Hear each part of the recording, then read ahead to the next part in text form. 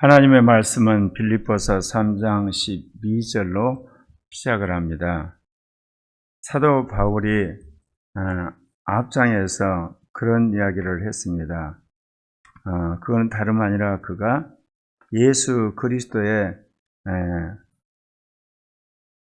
와 그의 부활의 권능 그리고 그의 고난에 참여함을 알고자 하여서 자신이 그의 죽으심을 본받아서 어찌하든지 죽은 자 가운데서 부활에 이르려 하려 한도, 이렇게 이야기하죠. 사도 바울이 이야기를 하면서 오늘 첫 마디에 무슨 이야기를 하냐면요, 내가 이미 얻었다 함도 아니요 오직 온전히 이루었다 함도 아니라 오직 내가 그리스도 예수께 잡힌 바 된 것을 잡으려고 달려가노라. 오늘날 유사 구원론이 얼마나 심각한지 아시겠죠? 죄악 가운데서 허덕이는 수많은 사람들에게 예수를 믿음으로 의롭다는 건 해방의 소식이에요. 그러나 예수를 믿음으로 의롭다함을 받았다고 해서 우리 원죄 문제가 해결이 안 됐다니까요.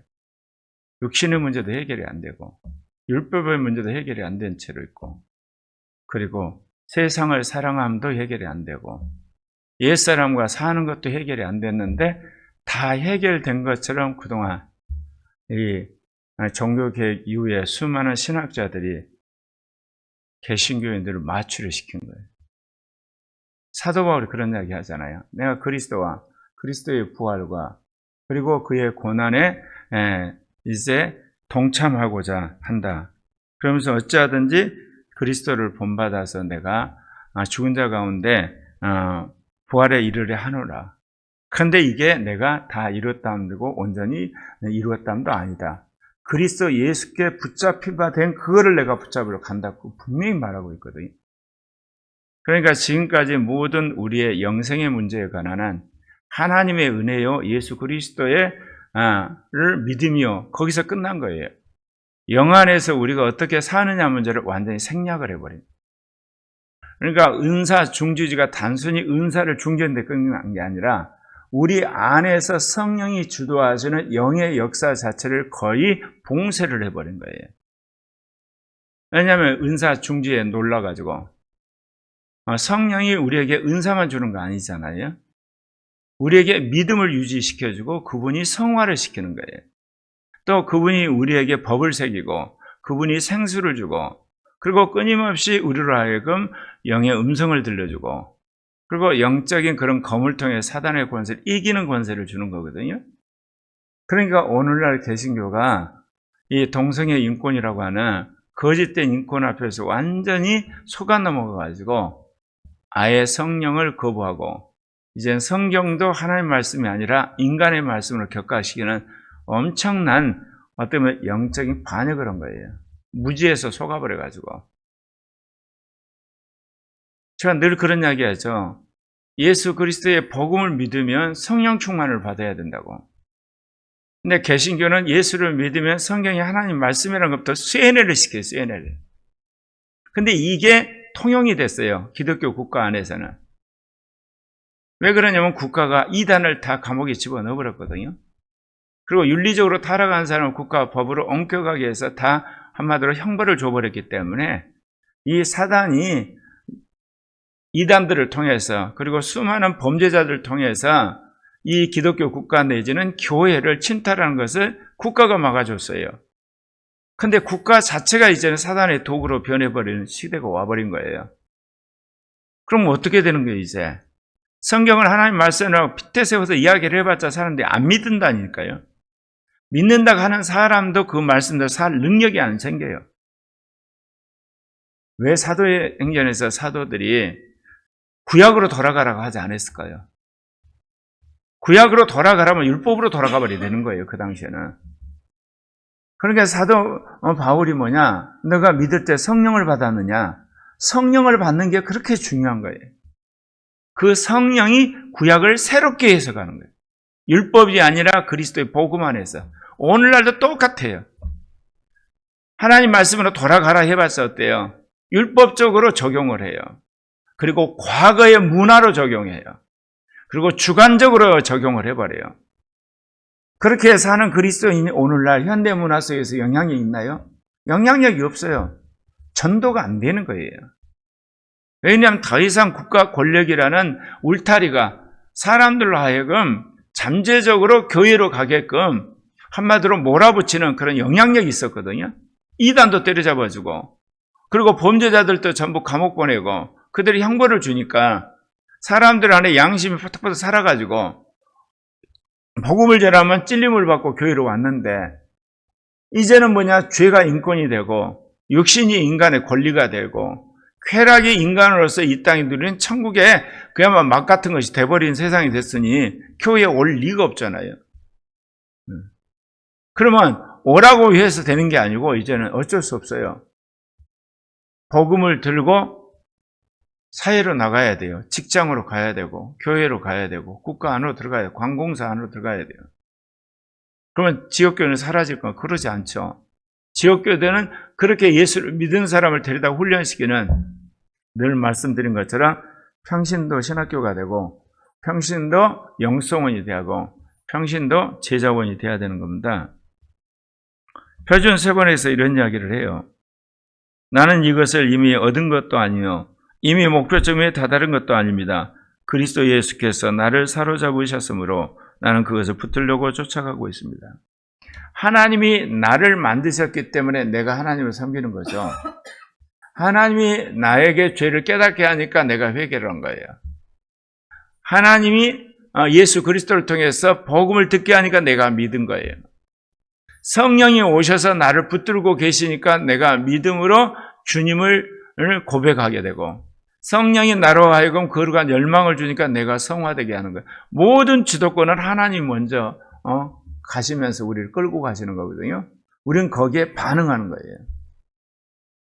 그러니까 전통적인 칼빈주자는 하나님의 은혜를 강조하고 뒤에 인간의 의지 부분은 저절로 되는 것처럼 착각을 빠진 거고, 알미안질은 인간의 자유의지를 강조하면서 하나님의 은혜가 선지하는 사실을 약화시킨 거예요. 두 가지가 함께 이루어지는 거예요. 그리스도 예수께 붙잡힌 바 된 것을 내가 붙들려고 간다는 거예요. 예수님이 나를 붙드셔야 되지만 나도 예수님을 붙들어야 되는 거예요. 난 늘 그런 이야기 했죠. 예수님이 나를 붙드셨는데 내가 지옥에 갈 수가 있다고. 그건 뭐냐? 내가 쏙 빠져버리면 돼요. 예수님 부인하면. 그럼 예수님도 붙들어서 손을 놔요. 내가 거부하니까.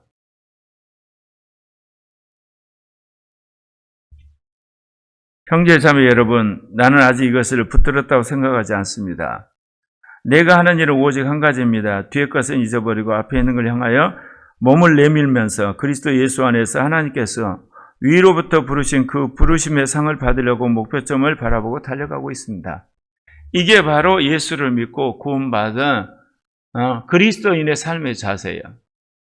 하나님께서 하나님의 영을 통해서 우리에게 말씀하신 그리스도의 지상명령과 그리스도를 닮으란 거룩한 명령을 향해서 가는 거거든요.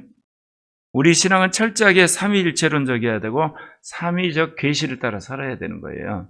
그런데 하나님의 은혜요 예수 그리스도의 은혜요 그거를 믿음으로 구원받았다 그래서 성령을 딱 싹둑 잘라버립니다. 그러니까 육신적으로 살고 세상과 짜가며 살면서도 자기의 구원에 확신하는 헛된 망상 속에서 유사 구원파처럼 산다 그 말입니다. 바울이 그렇게 살았나요? 그러지 않았잖아요. 그래서 바울이 그런 이야기 합니다. 그러므로 누구든지 성숙한 사람을 이어같이 생각하십시오. 당신이 성숙한 그리스도를 생각하십니까? 그러면 그리스도에게 붙잡힌 바 된 그것을 붙잡기 위해서 열심히 가십시오. 나도 내가 완성됐다고 생각하지 않습니다. 그리스도 예수 안에서 하나님이 나에게 부르신 그 상을 쫓아서 나도 열심히 달려갑니다.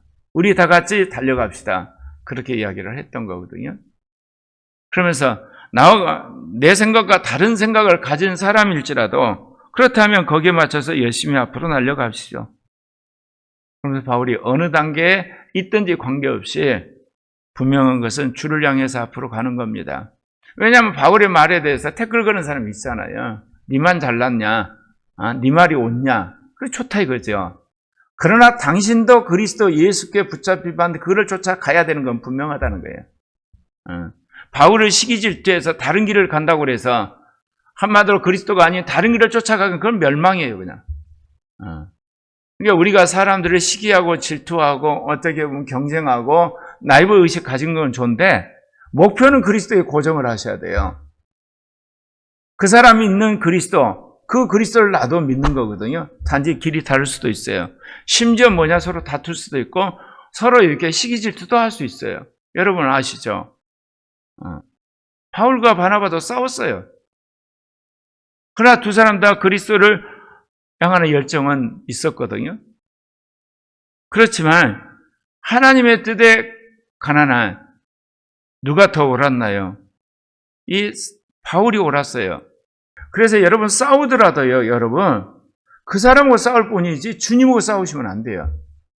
바울은 싸우고 나서도 결국은 성경을 가잖아요. 그러니까 그 다음부터는 바울 이야기밖에 안 나와요.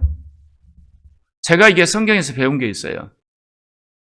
싸우더라도 그 사람하고 싸운 거지, 그 사람이 믿는 하나님을 예를 들면 싫어해서 다른 길로 가면 멸망이라니까요. 그 사람하고 노선이 달라, 하는 짓이 달라. 근데 그 사람이 있는 예수를 거부하고 다른 길로 가면 나도 지옥불에 가는 거예요. 바울이 그 이야기 지금 하는 겁니다. 나하고 다르게 생각하면 좋다 이거지. 그러나 그럴지라도 그리스도 예수를 쫓아가라, 그런 고면을 하는 겁니다. 예. 그럼에도 불구하고 바울이 자신 있게 이야기해요. 빌립보서 3장 17절에서 뭐라고 이야기하냐? 형제 자매 여러분, 다 함께 나를 본받으십시오. 여러분이 우리를 본보기를 삼은 것 같이 우리를 본받아서 사는 사람들 눈여겨보십시오.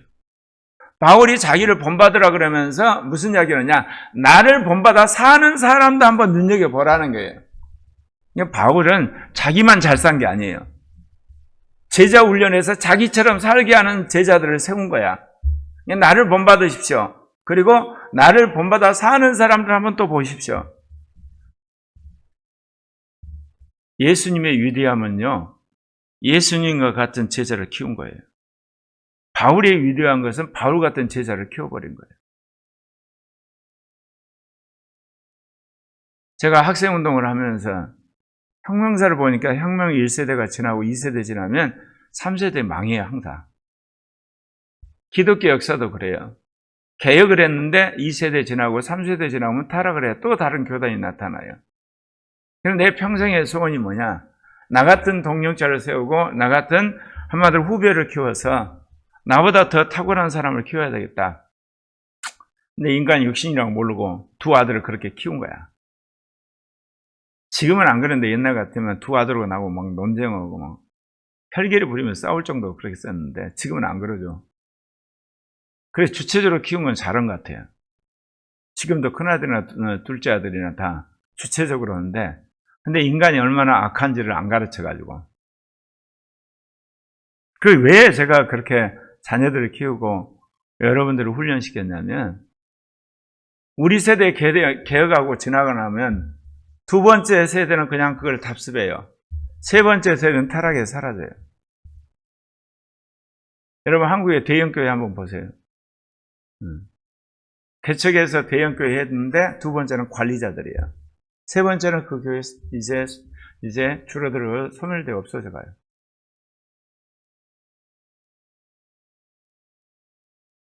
그러면서 바울은 탁월한 사람인 거예요.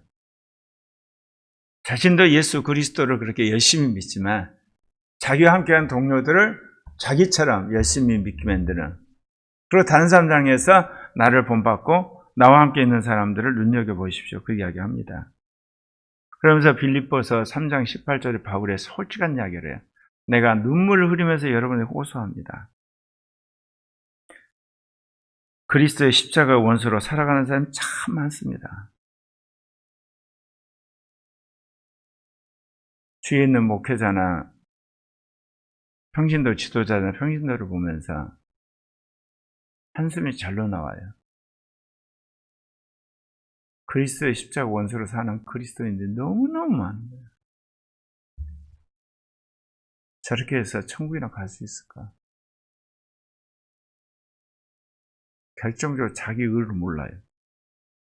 예수 그리스도를 믿음으로 우리는 의롭다함을 받았다, 교리적으로는 입으로 그렇게 이야기를 하면서 자기 안에 의가 있다는 걸 몰라요. 참 불쌍한 사람 너무 많은 거예요. 왜 개신교 교파 분열이 생기나요? 개교의지가 왜 생기나요? 신학교끼리 왜 다투나요? 자기 의 때문에 그런 거예요. 그런 의 어디다 씁니까? 분명히 하나님으로부터 믿음으로 말미암아 의라고 해놓고 자기 의를 자기가 주장하는 거예요. 자기가 마이크 잡아야 되고, 자기가 총회장 돼야 되고, 자기가 노회장 돼야 되고, 자기가 대표 돼야 되고, 자기가 방송 나와야 되고, 참 불쌍한 사람이 너무너무 많은 거예요. 그들의 마지막은 멸망입니다. 네, 자기 의를 주장했기 때문에. 캐톨릭은 인간의 공로로 구원받는다는 구원론의 입구를 변질시킨 거죠. 예수를 믿음으로 구원받는다. 맞아요. 예수를 믿음으로 구원받은 자들이 성령 받았어요. 성경까지 믿어요. 근데 자기 의를 주장해요. 실천적인 자기 의. 주님이 저에게 훈련시킨 게 뭐냐? 구원받는 믿음의 의가 아니라 사는 실천적인 자기 의. 그거를 십자가에 못 박는 것을 수십 년 동안 하게 하신 거예요. 이거를 못 박아야만 연합하고 하나 돼요. 그래야만 빌라델피아 교회가 돼요. 그러면 제3의 교회가 되는 거예요. 그래서 여러분 고난이 많다니까요. 뼛속 깊이 자기 의를 주님이 여기서 십자가에 못 박게 하는 거예요. 여기서는 실천적 의를 말하는 거예요. 구원하는 그 교리적 의를 말하는 거예요. 크리스찬들 적어도 개신교인들은 다 예수를 믿음으로 구원받는 이구동성으로, 심지어 이단도 그래요. 그러니까 자기가 예수지 뭐. 성경을 이렇게 인정을 하니까 입으로는 그렇게 해놓고 실천적으로 가면 자기 의를 주장한다는 겁니다. 그래서 이제 바울이 뭐냐? 그들은 배를 자기네 하나님으로 삼고 자기네 수치를 영광으로 삼고 땅의 것만 생각한다. 왜 믿음을 통한 하나님의 의를 실천하지 않고 자기 의를 주장할까요? 땅에서 영광을 받아야 되거든요. 그리고 살아 생전에 그 모든 한마디 자기의 수고한 대가를 받아야 되는 거예요. 그리고 결국은 돈을 밝히는 거예요. 권력을 밝히는 거고. 돌아보니까 주님이 제 기도 가운데 평생 제가 흔히들 말하면 목숨이 날아가는 순교는 못하고, 그리고 오지에 가서 평생 고통받는 그 순교는 내가 못 하더라도 내가 자기를 부인하는 순교를 하겠습니다. 아마 그 기도를 주님이 너무 이게 잘 받으신 것 같아요. 내 평생의 중요한 순간에 좀 올라갈 때쯤 되면 주님의 안에서 내가 뭐 하고 싶은 지금까지 했던 일에 재미가 없어져요. 새로운 일에 대한 열망이 영이나 마음부터 일어나거든요. 여러분, 영혼과 마음 안에서 일어나는 새로운 변화는 그거 어떻게 할 수가 없는 거예요. 하던 일을 그만두는 거예요. 지금 이제 확실히 정리됐어. 차별금지법이라든지 뭐 이렇게 학생인권조례라든지 이런 거 하고 싶은 생각이 없어요. 이게 시민운동 하려면 정당을 뜯어고치고 법을 뜯어고치고 국회를 뜯어고치는 그 일을 하고 싶지. 그러면서 성령운동을 해야 되겠다는 열망이 생겨요. 여러분, 자기 배를 채우는 사람이 되지 마십시오. 그리고 이 땅의 것을 추구하다가 그것이 나중에 멸망의 도구가 된다는 거. 그리고 땅의 것을 생각지 마시고 주님 앞에 설 것을 생각하시면 돼요. 여러분이 하는 말과 행위 모든 걸 주님 앞에 가서 재판을 받는다고 생각하면 정신이 바짝 듭니다. 그래서 빌립보서 3장 20절에 우리의 시민권은 하늘에 있습니다. 내가 목회자들과 요한계시록 실천 훈련을 했다고 그랬잖아요. 깜짝 놀랐어요. 목회자들이 제일 관심 있는 게 구원론이고요. 그 다음에 창조론이고, 정말로는 거의 관심이 없어요. 네, 자기는 천국 간다고 확신하니까. 자기는 하나님을 위해서 열심히 일하기 때문에 상 받을 거라는 생각이 있으니까 정말에 대한 관심이 없어요. 하나님 심판 때 어떻게 설 거에 대한 관심이 없고 내가 깜짝 놀랐어요. 그래서 이 정말론은 하나의 지식 정도로 생각을 해요. 저는 아니거든요. 내 신학의 모든 기반이 정말론이에요. 삼위일체론이고 삼위적 계시론이고 그렇거든요. 내가 헛짓을 해도 이 짓을 계속 할 수는 없다. 했다가는 주님 앞에 갔을 때 분명히 내가 책망을 듣게 명확하니까 그냥 하다가 결국 그만둬요. 왜냐면 육신의 욕망이 올라오면 그거 못 참잖아요. 근데 좀 있다가 바람 빠져서 그만두거든요. 왜냐면 내가 주님 앞에 갈 테니까. 그걸 계속 하다 갈 수는 없잖아. 여러분 어떠시나요? 여러분의 시민권이 대한민국 국적으로 끝나나요? 우리의 시민권은 하늘에 있다니까요. 그래서 그리스도인들은 예수를 믿는 순간부터 국적이 두 개예요. 땅의 국적과 하늘의 국적. 두 개 다 필요해요. 몸을 가지고 있기 때문에. 그러나 뭐가 우선이냐? 하늘의 시민권이 더 우선이에요. 그것으로부터 우리는 구주로 오실 주 예수 그리스도를 기다리고 있습니다. 주님의 재림과 우리가 주님 앞에 서서 재판받을 것과 그리고 우리가 하늘을 위해서 일한 것만이 마지막 상을 쌓는다는 생각이 되면 내가 하던 일을 멈추게 돼 있어요. 내가 하더라도 주님 죄송합니다. 그렇게 돼 있다니까. 그러니까 회개에 열심을 내요. 반성을 열심히 하고 피드백을 열심히 해요. 제가 메타인지를 배우면서 그거를 지금 메타신학이라고 챗GPT에 써봤더니 이 챗GPT도 헤매더라고. 근데 이렇게 이야기를 해요. 자기 믿음에 대해서 돌아보는 것이 메타 믿음이래. 지난 세월을 보니까 제가 한 것이 메타인지고 메타신앙이고 메타은사고 메타 예를 들면 신학이야. 자기가 열심히 일하고 그 일한 걸 다시 주님 안에 돌아보는 거. 그래야지 그리스도 심판 때가 책망할 것이 없잖아요. 여기서 다 결산 다 해버렸기 때문에. 예수 피로 씻어버렸고 주의 말씀대로 살았기 때문에. 바울이 그런 사람입니다. 예. 그분은 만물을 복종시킬 수 있는 권능으로 우리의 비천한 몸을 변화시켜서 자기의 영광스러운 몸과 같이 우리를 그렇게 바꾸실 겁니다. 누가? 다시 오실 예수 그리스도가. 예수 그리스도가 오시면 당신의 몸처럼 우리를 그런 몸으로 변화시키세요.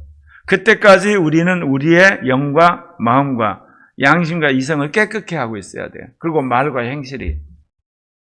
그런 사람을 죽은 자들은 14만 4천이라고 그러고 살아있는 사람은 순교자라고 그러고 휴거된 사람이라고 그러죠.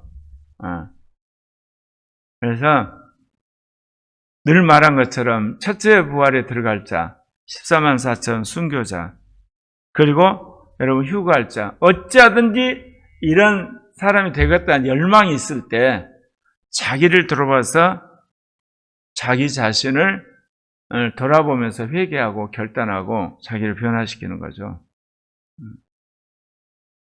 저도 어렸을 때부터 명예심이 강하잖아요. 나름대로 권력력도 있고 저도 돈 욕심이 없겠어요? 있죠.